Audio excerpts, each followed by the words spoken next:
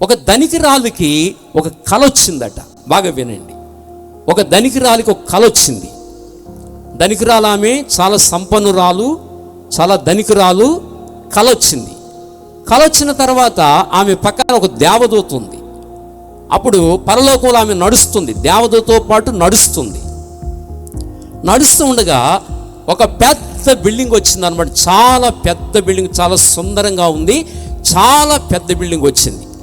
ఆ బిల్డింగ్ను చూసింది ఆమె, ఆ ధనికురాలు. చూసిన తర్వాత దూతను అడిగింది, ఈ బిల్డింగ్ ఎవరికమ్మా అంటే, ఎవరికో కాదు, మీ తోటమాలికి, ఇంట్లో పనిచేసే తోటమాలికి ఈ బిల్డింగు అని చెప్పింది దేవదూత.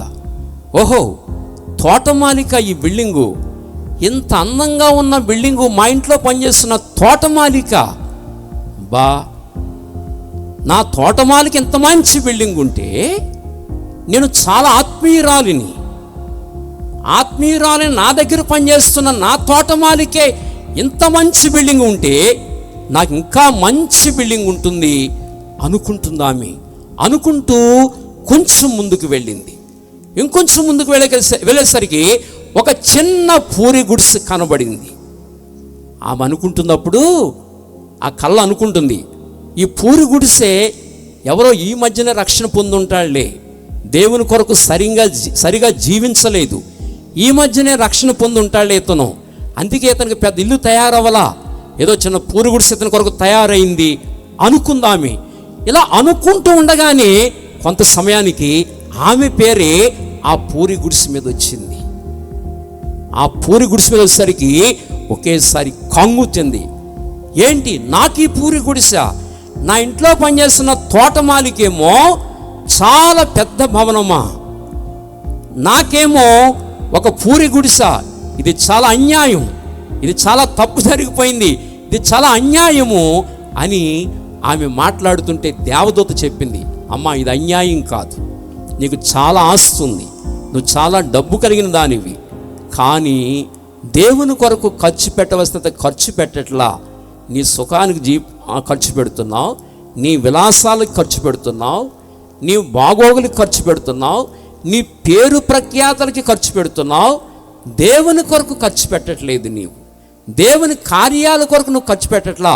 నువ్వు భూమి మీద దేవుని చేసిన కార్యాలను బట్టి, దేవుడికి నువ్వు చేసిన పనులను బట్టి నీ సమయాన్ని, నీ ఆరోగ్యాన్ని, నీ తలాంతులను, నీకున్న ధనాన్ని నువ్వు ఖర్చు పెట్టే దాన్ని బట్టే ఇక్కడ భవనం తయారవుతుంది. ఇక్కడ నువ్వు అక్కడ పంపించే వస్తువులను బట్టే ఇక్కడ భవనం తయారవుతుంది. నీవేమో నీకున్న ఆస్తితో నీ ఇష్టానుసారంగా జీవిస్తున్నావు.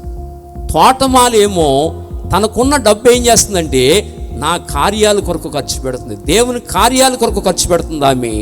అందుచేతనే ఆమెకు ఉన్నతమైన బంగ్లా తయారైంది. ఆమె డబ్బులన్నీ ఏదో తినడానికి ఉంచుకుని మిగతాదంతా దేవుని సేవకి, దేవుని రాజ్య విస్తరణ కొరకు, దేవుని కార్యాల కొరకు ఆమె ఖర్చు పెడుతూ వస్తుంది. కనుక అది ఆమె పంపించే వస్తువులను బట్టి ఆమెకు మంచి బిల్డింగు తయారైంది. నీవేమో నీ స్వార్థానికి ఉపయోగించుకున్న దానిని బట్టి ఇదిగో నీకు పూరి గుడిసు తయారైంది అని ఆ దూత చెప్పింది. నీ దగ్గర డబ్బులేమో అలా ఉంచుకుని అది ఎవరికిస్తావో తెలియదు, ఇక్కడ తెచ్చుకుంటావు నీకు తెలియలేదు, దాన్ని ఎవరికిస్తావో తెలియదు, తర్వాత దాన్ని ఎవరు అనుభవిస్తారో తెలియదు, దాన్ని ఇక్కడ తెచ్చుకోవడం నీకు తెలియలేదు అని ఆ దూత చెప్పేసరికి, ఆ మాటలు వినేసరికి టక్కన మెలకు వచ్చింది. మెలకు వచ్చిన తర్వాత అప్పుడు కంగారు వచ్చింది ఆమెకి. అమ్మో, భూమి మీద ఉండగానే దేవుని కొరకు బ్రతకాలి, ఈ కళ ద్వారా దేవుడు నన్ను హెచ్చరించాడు కనుక దేవుని కొరకు నేను బ్రతకాలి, దేవుని కొరకు నేను జీవించాలి, నా సమయాన్ని వృధా చేయకూడదు, నాకు ఇచ్చిన తలాంతు నేను వృధా చేయకూడదు, నాకు ఇచ్చిన ధనాన్ని నేను వృధా చేయకూడదు, అది దేవుని రాజ్య వ్యాప్తి కొరకు ఉపయోగపడాలి అని గ్రహింపొచ్చి చాలా నమ్మకంగా తర్వాత జీవించింది ఆమె.